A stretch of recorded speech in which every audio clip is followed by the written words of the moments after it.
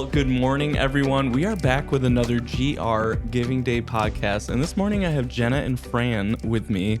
Why don't you guys give a quick intro? All right. Well, my name is Jena, and I'm the president of Sparklight Ministry, and we speak about personal growth and leadership to help people live out their calling. Because too often, people are not living in their purpose in their full potential. Amazing. And what about yourself? Yeah, I'm Fran. I'm the vice president. We've co-founded Sparklight Ministry, and as Jenna said, our goal is to really reach people with the message that they are important with purpose, and when they know that purpose, that they can live it out to their full potential. So we love to help people just understand that about themselves. Okay, so dive into this mission and this ministry. So who are you guys reaching out to? Who are you trying to serve? I mean, I feel like there's so much packed into the name of Sparklight. I have to imagine there's a story there. So why don't you share that with me?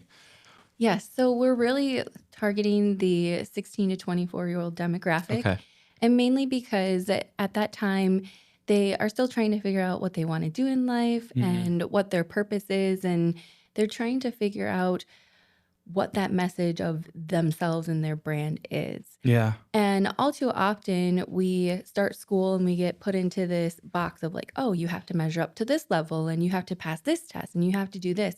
And it doesn't foster any creativity or anything that you might want to foster as far as, oh, I like to do this or I like to do that. It's, oh, no, you have to fit here, you have to fit here, and you keep going.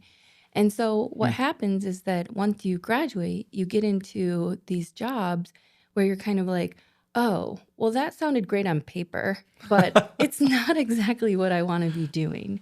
And so we're trying to help reach them before they get to that point, because for 39 years and 69 years of her life, we were in that statistic. Yeah. So Okay, so share with me a little bit of what that journey of uncovering that purpose is. I mean, that can feel daunting to so many like young folks and like even like older demographics, right? Like there's so many people that spend their whole life searching for purpose. So like, what's the first step in that journey of uncovering your purpose? Where do you guys start? Well, first it's discovering it and Yeah. recognizing that, oh my gosh, I'm not where I want to be. It's been reported that 58% of the young generation lacks meaning or purpose in their life. Oh man. And so that's what we're trying to combat through the things that we do. And with that, you have to shift your mind. You have to reject negative self-talk, and you have to reimagine your future in a different way. And so it takes a lot of self-reflection and then applying after that. And coming from my standpoint, being a senior, I spent most of my life, like what Jenna described, being part of that statistic, even though we see it mostly in young people today. Yeah. You don't know that you're in that statistic because you're just following what the status quo tells you to do. And so you get to a place where suddenly you're starting to maybe as you're in your job or your career, maybe you're even at the end of your career, which is what happened to me. I was 69 at the time, and I was like, I loved what I was doing, but it started to feel as if I hadn't reached everything that I needed to do. Yeah.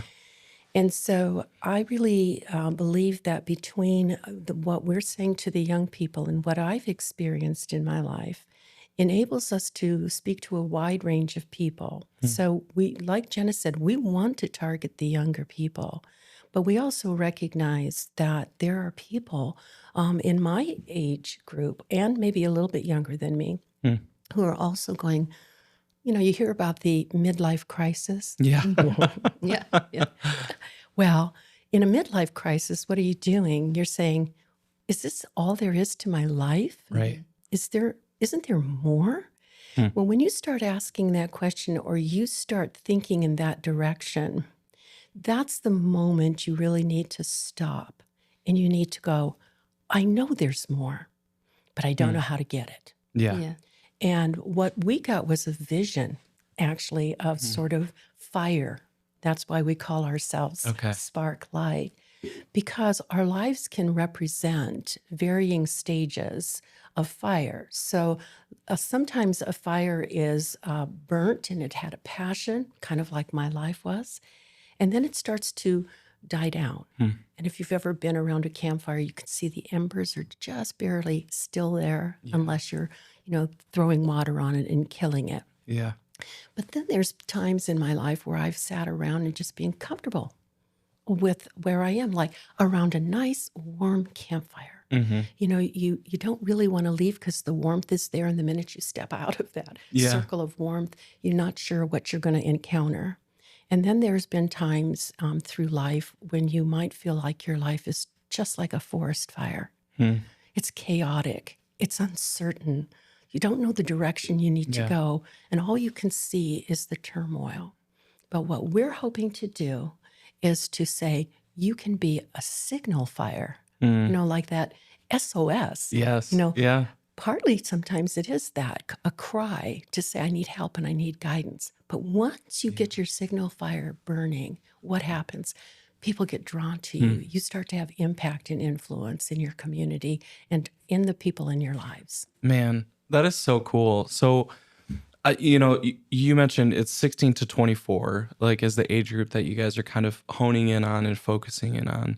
And I mean, there are so many voices, right? Like with the Yes. introduction of social media of the past 15 to 20 years, I mean, like it is a nonstop onslaught for what folks are being told that they should be, or maybe what they want, the desires. Like that can be just this like this yarn ball that gets super tangled. So what's the process that you bring these folks through? I mean, is that a one-on-one journey? Is it kind of getting them in groups? Like how do they start uncovering and unraveling this this tension, right? Yeah.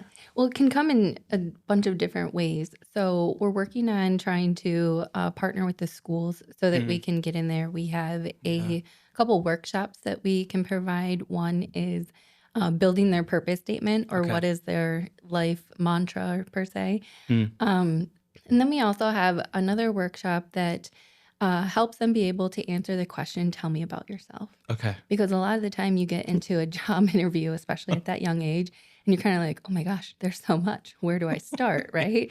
I mean, even adults have a Yeah. hard time answering that question. And so that workshop helps them do that. And we do those in person or virtually. And then the other thing that we do offer is we have a boot camp and a curriculum. Our boot camp is a 3-day live online experience where it kind of jumpstarts that. We kind of start introducing little nuggets of our curriculum, and that is called Ignite Your Life. And Okay. so it's just to get you started and kind of make you go, okay, there is something here, and I do have the power, and I can do it, and I can make change. Yeah. So then that leads into our full course, which is an online course as well. And that is where we go step by step over each step that we went through. Because in our journey, we started going through this journey together, but even though we're at different ages, we experienced the same things in life, but we also went through the same journey and didn't realize it until we started comparing notes. Yeah. And I was like, oh my gosh, I'm going through this. And she was like, me too. And I was like, oh, really? You are? Okay. Yes. Yeah, exactly. It was a lot of those aha moments. And we were just kind of like, oh, okay. And so when we started doing that, we got to a point where it was like, all right, well, we finished with this. Now what? Yeah. And we got stuck for a minute. And then that's when like everything just started coming in vision, and we just started writing things down and putting things together and revising and forming what has become the Pursue Your Fire movement. We Wow. want people to pursue their fire, and we're starting that movement here in this community so that we can help people live out their calling that they were given. Yeah. I mean, that's so powerful, and there's so much impact in that. I mean, identity has to be Yes. such a big part of this journey, right? Yes. It truly is. And it's not lost on me that like identity is something that's talked about quite a lot, all the time. right? And again, that feels like one of those things that's kind of under attack, It like is. as of recent. Most definitely. I think that's why we feel so passionate about the young people. Yeah. We want to reach them before they get sucked into, Mm. that this is all that life is about. It's so much more. Once you move out of that realm and you begin to understand that you have a mind Yeah. and that when you were young, think about it. I remember playing Mm. and imagining all kinds of things. Now, today, maybe kids are imagining superheroes or varying other Sure. things. Yeah. But your imagination is where everything starts for you. Mm. It's how you see life, and when you're young, it's free, it's open, you're Yeah. just enjoying. But all too soon, like Jena explained earlier, we get told, well, you have to go to school, you have to take these classes, then you have to go to high school, Mm. then you have to go through this and choose a course of your life in high Yeah. school. Mhm. And then you're in college and you're trying to figure out, well, what's my major going to be, what I'm going to do. You finish college, you get into the working world, and you can see it's just a sort of a train that just keeps moving forward and forward, but the Yeah. direction is rather uncertain. Mm. And we experienced that, like she said. We started talking and we both went, like, I don't feel like I have a voice anywhere. Yeah. Like, that was huge. It's like the world tells you, like you were talking about identity and all the messages that we get. Yeah. It's like the world is telling everybody, oh, well, you should be this and you should be that. Mm. But why are we listening? Yeah. We should be the ones deciding Right. who we are and what we are and who we're going to be. And we're not. We're giving the power to other people. Yeah. We're giving the power to things and messages that we see and are bombarded with every day from the time we wake up until the time we go to bed. For sure. And to me, that's missing the mark. Yeah. Because in that, you're also losing your authenticity. Absolutely. Mhm. I mean, it's interesting. I think when you said, how to answer the question, like, tell me a bit about yourself, right? I think of the times when I've asked that to other folks, like adults, right? It always goes to what I do, right? Yes. What I do Every for time. for a profession, but is that actually who you are, right? And I Right. think that's like, it kind of goes to this place of like each standardized system that we move into, Mhm. we slowly get away from that, right? Like who we are as an Yes. individual. Mhm. So Mhm. like in your guys' programming, I'm really interested because I've had these times where you take a sabbatical from like social media. You like push everything away. Like Yeah. I can't take any more voices. Like I just want to cut it all off. Like what are some of the applicables that people take from the courses that you do, and like how do they apply them as they're doing this uncovering of identity?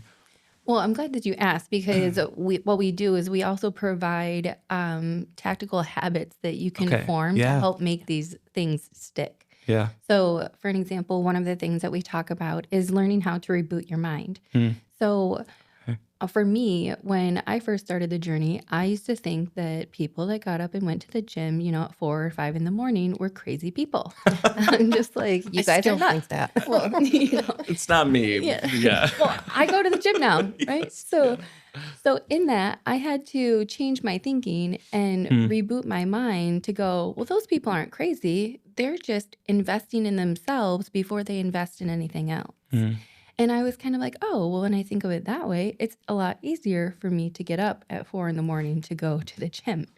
And Yeah. so we give practical tools like that Hmm. through the things that we teach so that those habits can stick. And now living proof, I'm 2 years down the road and I have a habit of going to the gym in the morning Yeah. as to where before I had nothing. Yeah.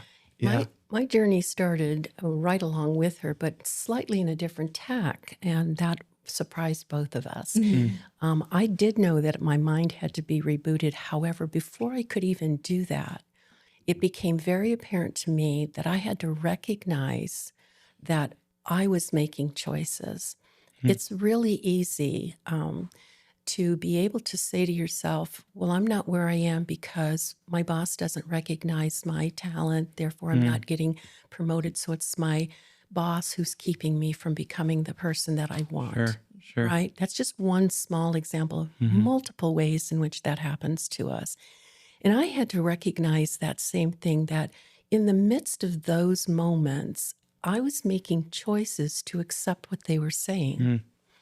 And if I was making those choices, why was I trying to blame it on other people? Yeah. So I had to come to that realization and then say to myself, wait, that's where my mind needs to shift. Mm. And if I'm ready to make that shift, I go in the same direction that Jena went, which is, what are the things that I can start to implement in my life to make myself different? Yeah. It's really an internal reflection both ways, but it's also a desire. Mm. You have to want it. Yeah. Yeah. And Yeah. Jena and I have lived it. So Yeah. it's, and we're still living it. Yes. Yeah. Well, that's the other side of what we want to say. This is not a quick fix. No. Yeah. This It's is not a destination for sure. Yeah. It's definitely a journey. It's definitely something that keeps cycling. I mean, each and every day we're growing together. We learn different things. And I don't mean learning about each other. I mean, really like learning how to be the best version of ourselves. Yeah. And that for me is something that I'd always have craved, and it filled that void, but I didn't realize that that was the void I was trying to fill because I was too busy listening to the messages of the world. Yeah. I mean, I think it's so important the work that you guys are doing because, you know, getting those tools as early as possible is so part. Like, I even think of, you know, my journey, right? Like, I really only started like learning how to learn about myself, Yeah. right? Until Yeah. like probably 5-ish years ago. And I've had the most growth in Yeah. like profession, family, as a father, like, you know, as a husband, right? Because I'm doing that work, and that work is hard. It is. But it is so valuable and so worthwhile, right? To just kind of cut out that noise. So I yeah. think it's hard too because like if you think about like when you were in high school, right? Yeah. I know for me, like I thought I was bulletproof, right? Like I was like, I'm doing me, you do you, you're cool, and so you kind of walked around with Yeah. that confidence of like, yeah, I'm gonna do this. And those are the kids that are getting into these jobs and going, oh my, I am this not is bulletproof. yes, right. Or like, I don't know how to do that. Or wow, they said that to me and I don't know how to respond or communicate properly. And it's all because at that point, now your authenticity is really being tested Yeah. and who you are and how you respond to situations. And so, yes, we're targeting those that demographic, but we also know that that demographic is not really looking for us either. Yeah. And so it's Yeah. also made it so that we almost have like 3 different demographics where That's right. we Okay. target the 24 to 44 demographic because those are the ones that are in that, oh my gosh, okay, I need to make a change. How do we do that? Where do we go? What's available in courses that I can do? Yeah. But then we also have what I feel is a almost forgotten generation, and that's our seniors. Because, when we were younger, we used to go to grandma's house every weekend and do things with them. And now families are moving into, we are so scheduled and programmed with Yeah. sports and music and all of those extracurricular activities that the older population is getting either they're sitting at home by themselves or they're getting put into homes, Yeah. and so it's breaking those relationships. And they're kind of left, out of things. Yeah. And while some families do a good job of trying to integrate the grandparents and whatnot, the grandparents can't keep up because Yeah. when you're doing so much and you're so overprogrammed, you can't expect them to be at everything. I mean, it's hard enough for you, let alone them, and they've lived a full life. Yeah. And so we don't want them to end up in the decliner recliner, is what we call it. We kind of coined a little term. And what that Wow. means is that, it's someone who retires and yeah, they keep up with their family for a little bit, but then as that distance grows, then they start to sit down in their, recliner and start to relax and just kind of go, whew, and look Yeah. back at the life they lived. But there's actually a correlation to their health that also starts to decline at that same That's time. right. Yeah. That's right. Yeah. One of the things that what's so surprising to me is I'm a believer, and so I believe what the Word of God says. And Mhm. there's no word that says retire. Hmm.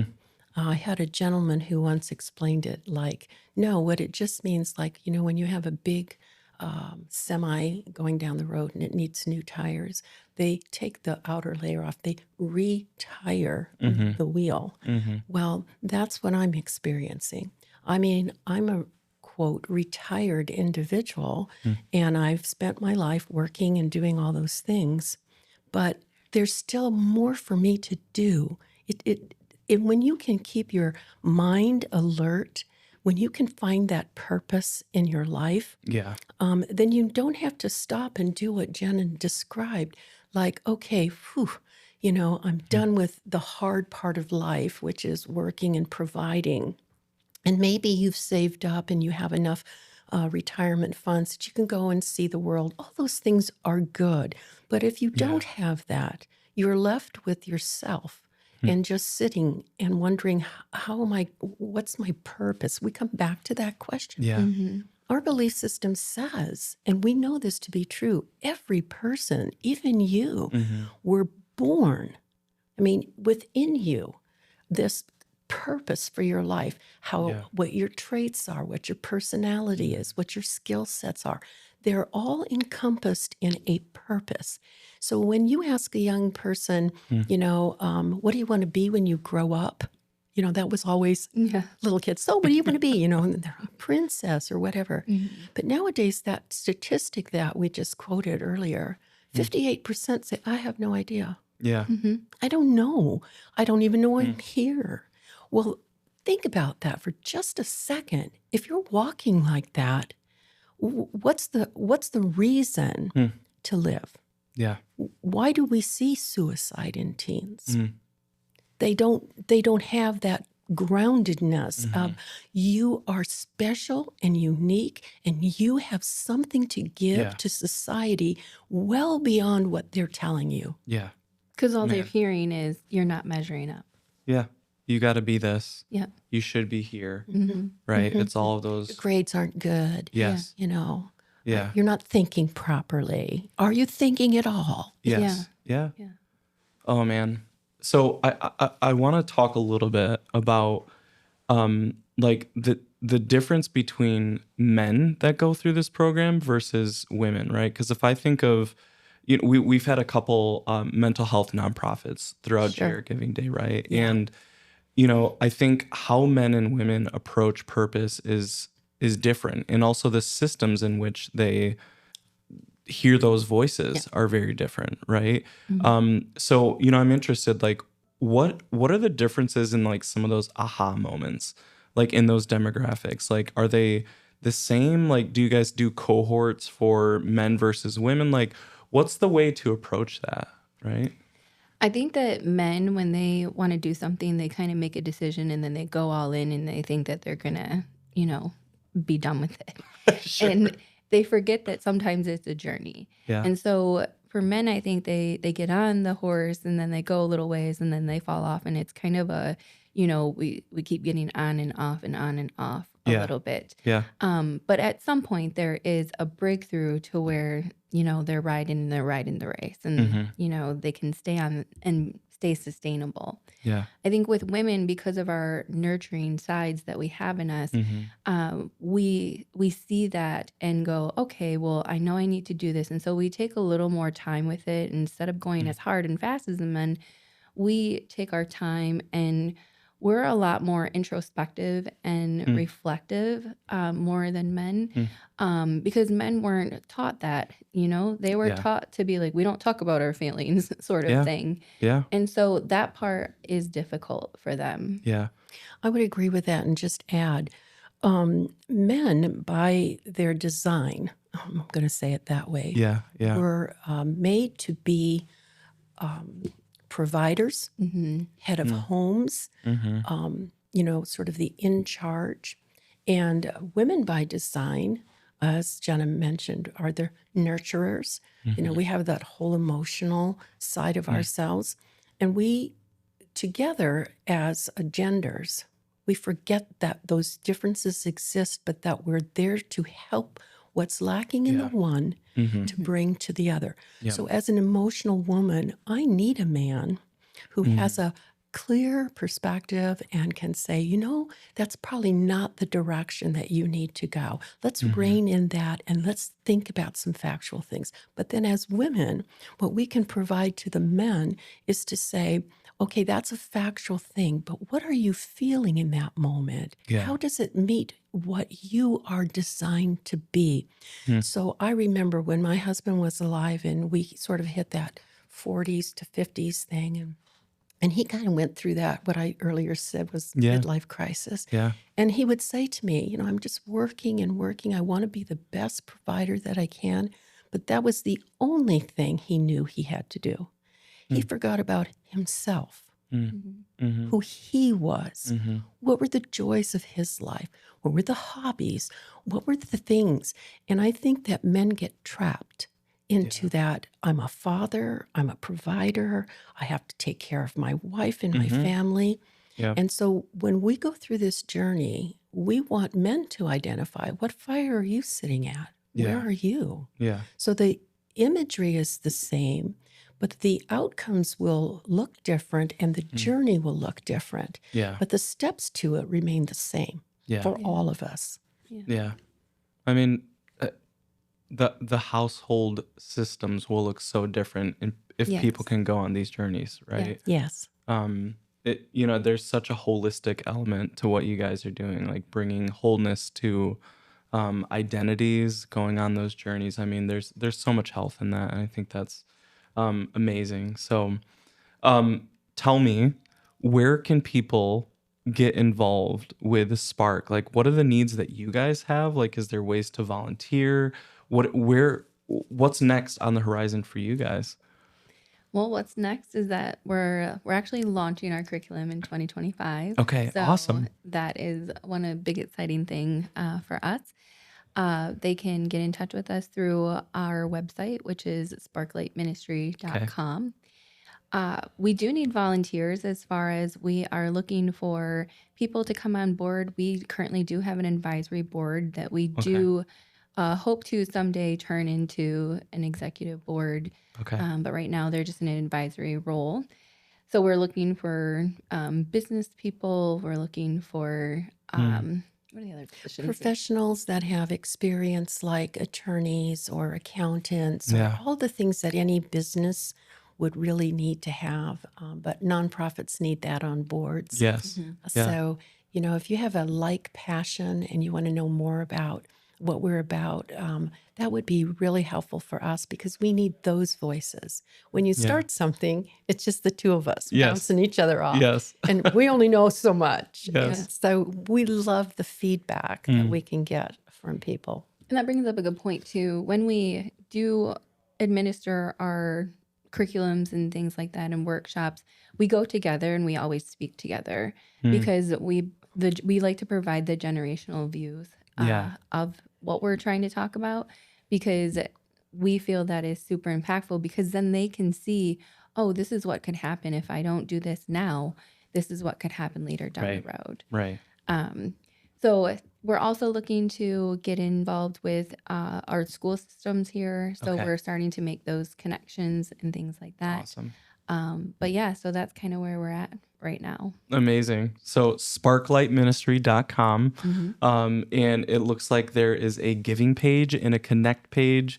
So Yes. everyone, please go check that out. And guys, thank you so much for sharing this morning. I'm sure we could have dived into a ton of topics and spent 3, 4, 5 hours talking, but I'm glad that we just were able to scratch the surface and that we're going to be able to dive in more. But thank you so much for being here this morning. Well, it's our pleasure, and we're so excited to promote the Grand Rapids Giving Day. We Yeah. have a city that is known for its philanthropic. Yeah. Yeah. And so we're grateful that there are people who hear all of the stories of these nonprofits, and you have a choice where you're going to place. If you don't make a choice to put time in or finance in or something, you're really saying to the world, I'm happy with the way things are.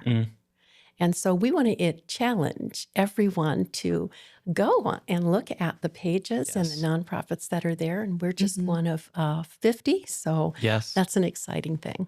Yeah, we're really honored to be a part of Grand Rapids Giving Day. When we were approached and asked to come on board, Yeah. it was just kind of one of those moments where you're just like, yeah, you're speechless for a few minutes. You just don't know what to Yeah. say. And being able to be a part of something where it's going to touch the world, Yeah. because people who give into Grand Rapids Giving Day, they're not just giving into one nonprofit, they're giving Right. into 50.